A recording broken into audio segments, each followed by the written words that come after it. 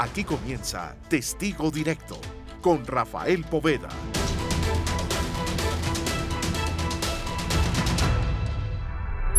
Los expertos creen que podría llevar como mínimo hasta el 2022, tal vez hasta el 2025. Para aquellas personas que desean que desaparezca ya el famoso COVID-19, las noticias no son las más alentadoras porque aún así se desarrollen vacunas, según un estudio de Harvard, esto iría hasta el 2022.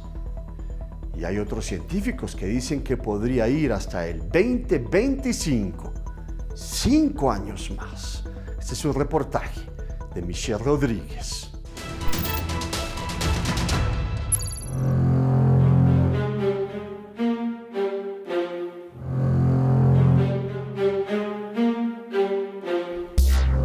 Más de 45 días confinados huyendo del coronavirus no parecen suficientes para acabar con la pandemia, aunque Austria, República Checa, Dinamarca, Noruega, Italia y España retoman a los abrazos en las calles después de bajar la curva de infectados y varios meses de encierro. Investigadores de Harvard aseguran que de no tener una vacuna pronto, el aislamiento social a nivel mundial se propagará hasta el 2022.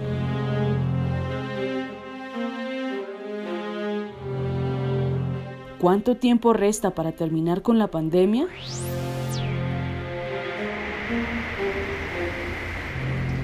Los expertos creen que podría llevar como mínimo hasta el 2022, tal vez hasta el 2025, para que todas las personas estén inmunizadas. Probablemente la forma más eficiente de conseguir controlar esta epidemia es mediante confinamientos repetidos. Requeriría 4, 5, 6 confinamientos. Periodos de cuarentena que al finalizar permiten que la gente salga a las calles para que la curva de contagio suba, pero en busca de no saturar la capacidad hospitalaria se volvería a recurrir al aislamiento social y así sucesivamente se lograría controlar el virus según los expertos. Como no tenemos ni cura ni tenemos vacuna, no sabemos cuánto puede durar esta enfermedad. Incluso hay estudios que han demostrado que sin estas dos cosas, esta pandemia puede durar hasta el 2022. Pero no podemos tener a todo el mundo encerrado en la casa 2 años esperando a que esto se resuelva.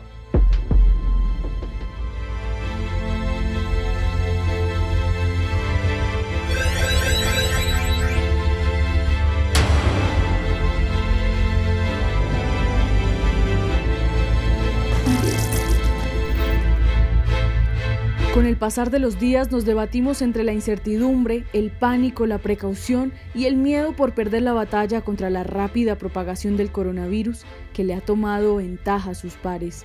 Si nosotros comparamos, por ejemplo, con los parientes cercanos del virus que causa la COVID-19, el SARS-CoV-2, por ejemplo, que fue responsable por el síndrome respiratorio agudo grave en China en el 2002, le llevó 130 días para infectar a 1000 personas, ¿sí?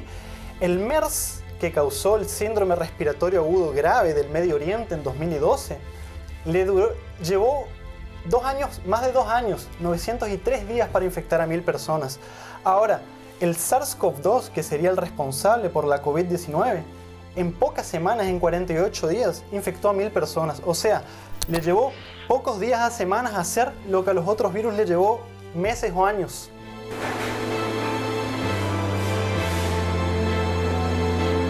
El anhelo de acabar con la pandemia y recobrar las actividades cotidianas se mantiene cercano en el imaginario de la población mundial. Sin embargo, el pasado 16 de abril, científicos de la Universidad de Harvard publicaron una investigación en la revista Science, donde basados en el comportamiento del COVID-19 en Estados Unidos, pronostican que el fin de la pandemia será para el 2022. Ese estudio se basa exclusivamente en eso. Entonces, uno compara cómo otros virus estacionales se comportan y segundo, en este caso dice, bueno, esto todo es modelado pensando en que no va a haber una herramienta preventiva o ni una herramienta de tratamiento.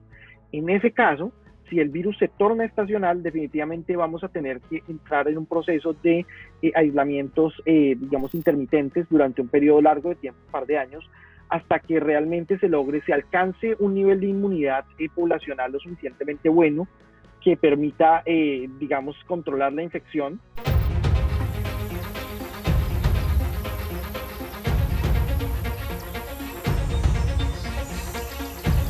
El aislamiento intermitente lo han pronosticado como la medida más rápida y efectiva para terminar con la pandemia al generar inmunidad colectiva, permitiendo que la mayoría de la población se contagie y así produzca sus propias defensas ante el virus. Si pretendemos conseguir la inmunidad de rebaño, pues tendría que contagiarse el 70% de la población y probablemente morir el 0,5% de la misma, que son cientos de miles o incluso millones de personas en los países muy grandes. Según estos cálculos, en Colombia, por ejemplo, podrían infectarse 35 millones de personas y 175.000 perderían la vida.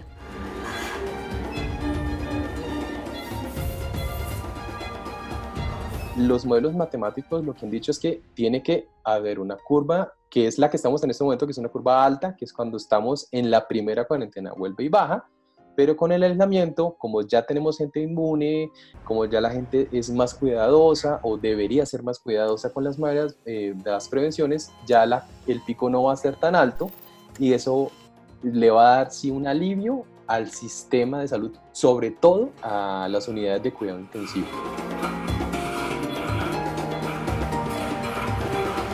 Con el aislamiento intermitente se lograría una inmunidad colectiva hacia 2022. Pero de encontrar una vacuna, ¿cuánto se gastaría en inmunizar a la población mundial contra el COVID-19?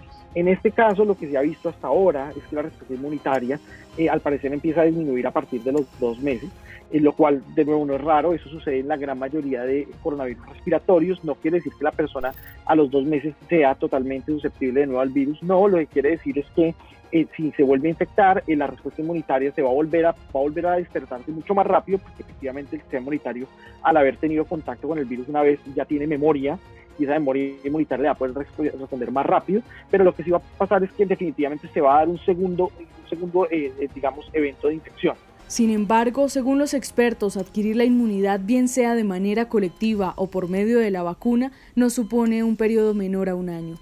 Bueno, en este momento hay más de 90 vacunas que están en fase de desarrollo y hay al menos 6 que ya se están utilizando en personas. Las predicciones más optimistas nos dicen que vamos a tener una vacuna entre 12 y 18 meses. Y si somos capaces de lograr eso, pues sería un tiempo récord, porque los tiempos típicos de desarrollo de una vacuna son entre 15 y 30 años. Tal parece que existen 3 salidas para erradicar el coronavirus: la inmunidad colectiva, la vacuna o el desarrollo de fármacos en caso de que sea una enfermedad que conviva con nosotros por el resto de nuestros días. Pero aún no sabemos cuál puede ser la más rápida y certera contra la pandemia. Lo cierto es que nos restan meses sobreviviendo desde casa.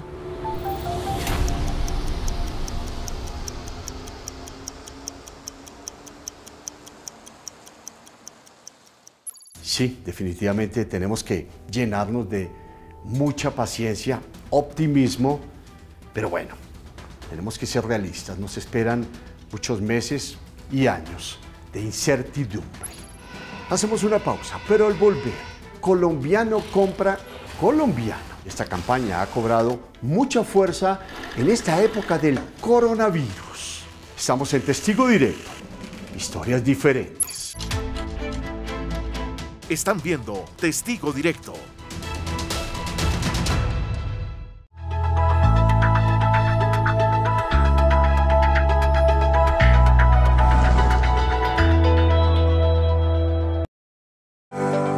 Proteger la vida depende de todos. Usa el tapabocas, mantén la distancia y sigue todos los protocolos de seguridad en el trabajo. Cuidarte es cuidarnos. Seguimos con Testigo Directo. Compre un producto colombiano. Durante varios años, un grupo de empresarios de San Victorino, en el centro de Bogotá, llevaron a cabo protestas para combatir el contrabando chino, llamando la campaña Colombiano compra colombiano. Y esta campaña ha cobrado mucha fuerza en esta época del coronavirus. Ese es un reportaje de nuestro cronista callejero, Raúl Arévalo.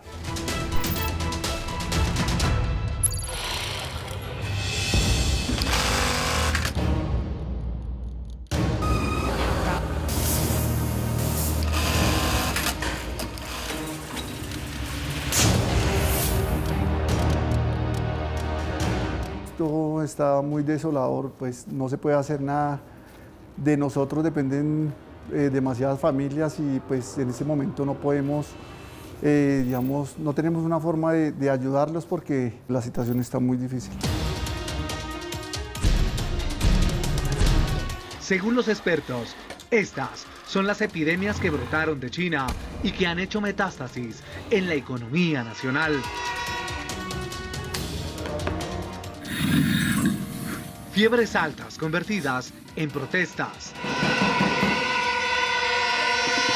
Nosotros hacemos patria, generamos puestos de trabajo. Dolores de cabeza transformados en gritos de auxilio.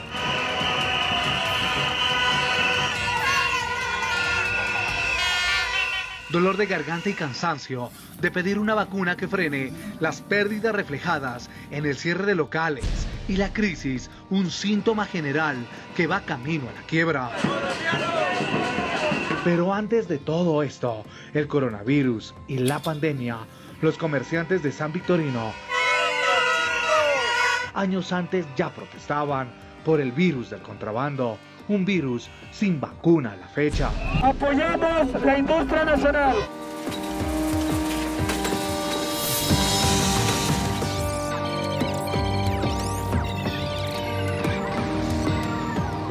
Es generar empleo en nuestro país. El empresario Jansen Estupiñán sostuvo que no se debe creer en lobos vestidos de ovejas y en buenas acciones disfrazadas de buenos samaritanos. En estos momentos el tiempo nos está dando la razón que hay que proteger la industria nacional, que colombiano compra colombiano. ¿Qué debe hacer el presidente de la República? Incentivar la mano de obra en el país, apoyar las industrias, apoyar las fábricas, pero no es apoyarlas de palabra, es apoyarlas de realidad, es generarle oportunidades a esas supuestamente llamadas mini pymes, pequeñas y medianas industrias. Nosotros no clasificamos en ninguna de ellas. Generar una nueva estrategia para que se tenga en cuenta realmente las pequeñas empresas que están produciendo empleo en el país. En medio de la brutal pandemia que ha detenido el mundo, el gerente general de Telas Pat Primo, en diálogo para Testigo Directo, afirmó que se debe restringir el comercio chino en nuestro país. Sí se debe restringir y mediante instrumentos arancelarios hay que controlar de que los productos provenientes de China y de los países del sudeste asiático no sigan destruyendo nuestros empleos y no sigan destruyendo fábricas como ha pasado en los últimos años. Mientras tanto, el costo económico del coronavirus sigue en aumento. Para el empresario Mario Hernández, Colombia debe producir herramientas de buena calidad sin dejar de lado las importaciones. Si nosotros queremos competir con lo que está entrando, con la apertura, con la globalización, tenemos que tener productos de la misma calidad. Es muy difícil sostener nuestra empresa porque para el producto que hacemos no tenemos la mano de obra, no tenemos muchos materiales que hay que traerlos y eso es lo que estamos haciendo. Pero es industria colombiana, la marca es colombiana, nuestra mano de obra es colombiana. Por ejemplo, el país importa el 28% de lo que comemos. Mire, Apple diseña en Estados Unidos y produce en China por los costos y por los materiales. Eso es lo que se hace. Como los locales los tenemos cerrados, pues no tenemos flujo de caja para nada, para sostenernos así a nosotros mismos. Según la Asociación Nacional de Comercio Exterior, ANALDEX, soplan vientos de interrupciones comerciales y golpes a la globalización. Creo que para un país como Colombia, el efecto es una mayor devaluación de su moneda y por lo tanto un encarecimiento de los productos de importación. Esta coyuntura indudable que trae consigo un fuerte golpe a la globalización. ¡Afuera el mercado asiático! ¡Fuera, fuera, fuera! Que hay una seria fragilidad de la globalización y es allí donde Colombia nuevamente tiene que asumir el reto de no solamente comenzar a robustecer su producción nacional. Una oportunidad de oro que aparece en medio del coronavirus y que se debe aprovechar para curar los golpes económicos causados por la pandemia, según la Cámara Colombiana de Confección y Afines. El coronavirus ha dado un nuevo giro de lo que nosotros conocíamos como la globalización. Y creemos que el mundo no va a ser igual después de que afrontemos este COVID-19. Para Juan Carlos Pinzón, presidente de Pro Bogotá, se debe crear una sustitución de importación y afrontar los desafíos. El mayor desafío que estamos enfrentando en esta crisis es la escasez de productos. Fíjense, si uno busca respiradores, no los hay en el mercado internacional. Si uno busca tapabocas, si se buscan implementos médicos, si se buscan ciertos temas o ciertos recursos que se requieren para atender la emergencia, pues se encuentra una enorme escasez y están tomando ventaja de esto aquellos países que han decidido tener unas cadenas industriales y cadenas logísticas que permiten esa fabricación. De ahí que esto tiene que servir como lección. Tenemos que ser capaces de tener autosuficiencia estratégica en los temas que son vitales para el país. Para el analista económico Ricardo Ávila, se viene la resurrección de la economía nacional. China tiene en estas circunstancias una realidad compleja. Por un lado, más de un habitante del planeta la culpa por haber sido la ciudad de Wuhan el epicentro inicial de la COVID-19, pero al mismo tiempo es un país que tiene una presencia comercial indiscutible por el solo factor de ser el principal exportador de productos del mundo. Esta es una realidad en cifras de importaciones que llegan de China a Colombia. Textiles y materias primas, con el 55.5% corresponde a China, seguida de Perú. En confecciones, con el 48.5% corresponde nuevamente al gigante asiático. En calzado, China con el 48.5% repite el primer lugar en tema de importaciones a Colombia. Mientras tanto, muchos coinciden en que la vacuna contra la pandemia en la economía es el poder de reinventarse ante la ausencia de proveedores chinos. Y esa es la oportunidad que yo creo que tienen las empresas colombianas, que puedan mostrarse precisamente en el mundo como esos aliados nuevos para proveer los insumos que quizás antes las empresas recibían desde China y que ahora las puedan recibir desde Colombia. Entonces yo veo que hay una grandísima oportunidad para que nosotros podamos entrar en el mercado internacional. Según la DIAN, solo el primer trimestre de este año se han aprendido más de 23.000 millones de pesos en mercancía china. Es importante tener en cuenta que el gobierno nacional y el Estado colombiano está comprometido en garantizar que el tráfico transfronterizo de mercancías se hagan en condiciones de competencia leal y adicionalmente en competencia legal. Mientras todo esto ocurre, la Asociación Colombiana de las Micro, Pequeñas y Medianas Empresas, ACOPI, hace un llamado a fortalecer la campaña colombiano Compra Colombiano. Pero para poder comprar necesitamos producir, y es en ese sentido que nosotros hemos insistido en la necesidad de tener una política industrial que vaya acompañada de una protección a los encadenamientos productivos, las confecciones, los alimentos, la metalmecánica y otra infinidad de actividades económicas que tenemos en el país. No podemos seguir privilegiando a los productos y al trabajo extranjero por encima de lo que tenemos en el país para la generación de riqueza y que genera millones de empleos en el país. Una economía en cuidados intensivos, donde muchos buscan la oportunidad de oro para poder salir adelante. A usted lo invito a que compre un producto colombiano.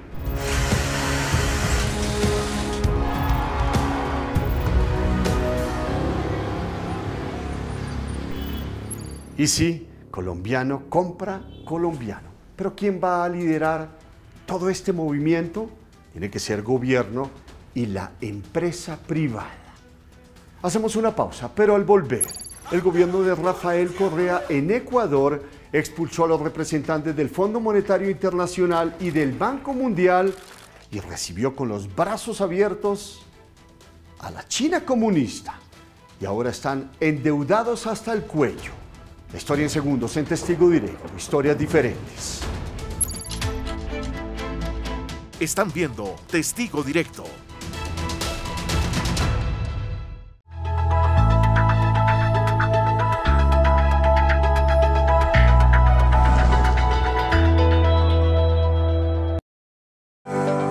Proteger la vida depende de todos. Usa el tapabocas. Mantén la distancia. y sigue todos los protocolos de seguridad en el trabajo. Cuidarte es cuidarnos. Seguimos con Testigo Directo. ¡Hasta la victoria siempre! Es, sin duda alguna, el momento más crítico de nuestra historia. A través de los años, el gobierno comunista de China ha estado entrando sigilosamente a Latinoamérica, sacando del mundo diplomático, político y económico a su archirrival Taiwán. Bueno, en Ecuador, gracias a la labor de Rafael Correa, China pudo entrar con mucho dinero y ahora están endeudados hasta el cuello. Este es un reportaje de Héctor Sarasti. El gobierno chino nos facilite 900 millones de dólares de préstamo sin ningún tipo de garantía petrolera, únicamente con la confianza de nuestro país. Las finanzas del hermano país de Ecuador caminan por la cuerda floja. El Ecuador no tiene recursos, no tiene ahorros, y eso es consecuencia de haber tomado las decisiones de política económica incorrectas. Malas decisiones que lo han llevado a deberle a los asiáticos más de 6.000 millones de dólares. Ecuador ya le ha pagado a China en capital e intereses 15.000 millones de dólares. Ahora le debe a China hasta febrero 6.059 millones exactamente y en preventas petroleras otros 69 millones de dólares. Está bastante claro que no vamos a poder pagar los intereses. Mostró su endeudamiento empeorado por la crisis financiera mundial generada por la terrible pandemia del coronavirus. El Ecuador va a tener pérdidas de alrededor de 12.000 millones de dólares. Estamos hablando de que prácticamente van a ir de 7 a 9 puntos del PIB de pérdida. Todo un panorama desolador. Nos ha caído todos los ingredientes para una tormenta perfecta. Este es, sin duda alguna, el momento más crítico de nuestra historia.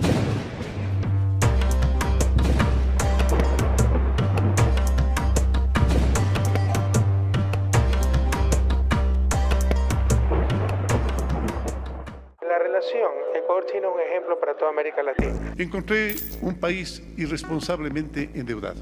Para pagar la deuda, esa deuda que nos dejaron, tuvimos que conseguir financiamiento por más de 14.000 millones de dólares. Estos barros económicos en Ecuador son de aquellas lluvias caídas en el pasado. ¡Nunca lo olviden! ¡Hasta la victoria siempre! Cuando llega Correa, la deuda externa de Ecuador era de 13.800 millones de dólares aproximadamente. Cuando se va, la deuda queda en 35.478 millones, la deuda externa. China para nosotros es un socio estratégico. La búsqueda de un salvavidas financiero fue y ha sido una prioridad y China ha estado lista para la foto. Ecuador recurre a China por un factor principal. Ecuador no tenía acceso a financiamiento externo de organismos multilaterales como el Banco Mundial, como el Fondo Monetario Internacional, como préstamos de gobiernos, y tampoco tenía acceso a los mercados financieros, es decir, no podía emitir bonos porque como había caído en default, entonces Ecuador no podía ingresar al mercado de capitales a emitir bonos para obtener liquidez. Desde hace 40 años, China mantiene relaciones con Ecuador. Sin embargo, solo desde la administración del expresidente Correa, el país asiático empezó a ser el protagonista de la película económica de la vecina nación. China de un momento a otro se convirtió en el primero o segundo más importante socio comercial para la región latinoamericana, ¿no? Y esto con un poco del alejamiento de Estados Unidos y las entidades multilaterales, donde entró China a proveer créditos. Correa se reunió con el representante del Exim Bank, entidad financiera china, que otorgará más de 5.000 millones de dólares para el financiamiento de diversos proyectos en Ecuador.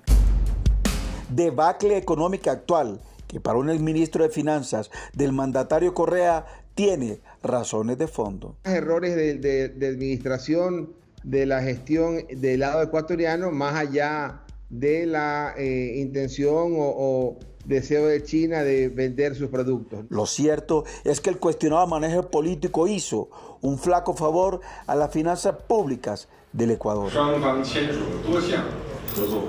Tengo la certeza de que esos importantes acuerdos se convertirán en la nueva fuerza propulsora para el desarrollo de los lazos chino-ecuatorianos. Los políticos no calculan, ¿no? Por buscar ellos a implantar su plan o sus estrategias políticas, generan un daño en la comunidad internacional que cuesta años.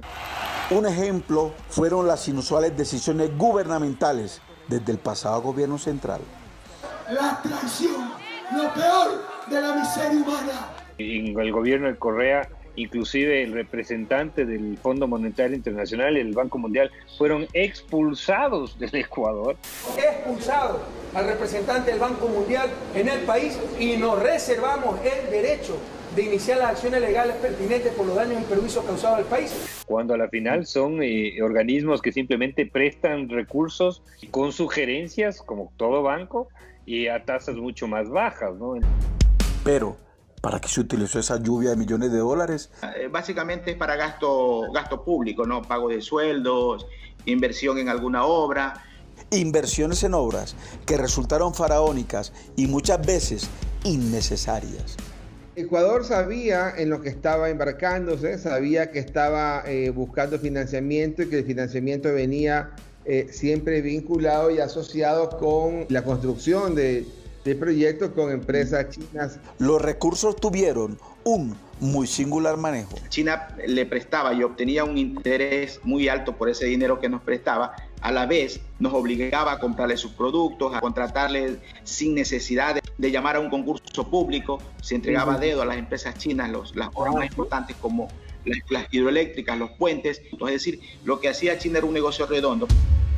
Ventajismo y oportunismo chino. Si uno compara las tasas, que lamentablemente no las tenemos por los convenios de confidencialidad que te mencionaba, versus las tasas que te da y los plazos que te da los organismos multilaterales como el BID o el Banco Mundial, que te dan a plazos de 20, 30 años con tasas del 2-3%, jamás se va a comparar con las tasas que te da el gobierno chino, ¿no? Un crédito a la tasa más baja hasta este momento, 6.5, con 2 años de gracia a 6 años plazo.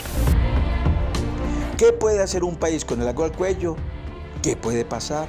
Yo creo que hay que hacer una renegociación de los plazos, de los intereses, de los montos de deuda, no solo con China, sino con todos los acreedores. Una reestructuración y algún diferimiento en pago de intereses, algún tipo de recorte en el capital. Creo que ahí pueden ingresar muchos temas políticos, ¿no? Tú sabes que hay que hacer un análisis real.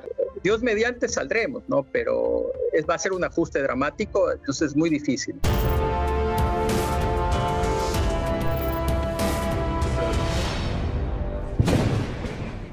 Bueno, y lo peor de todo es que gran parte de la futura producción de petróleo de Ecuador está comprometida con China. Bueno, de esta manera hemos llegado al final. A todos ustedes, muchas gracias por su sintonía. Los invitamos a suscribirse a nuestro canal de YouTube, porque en Testigo Directo las historias son diferentes.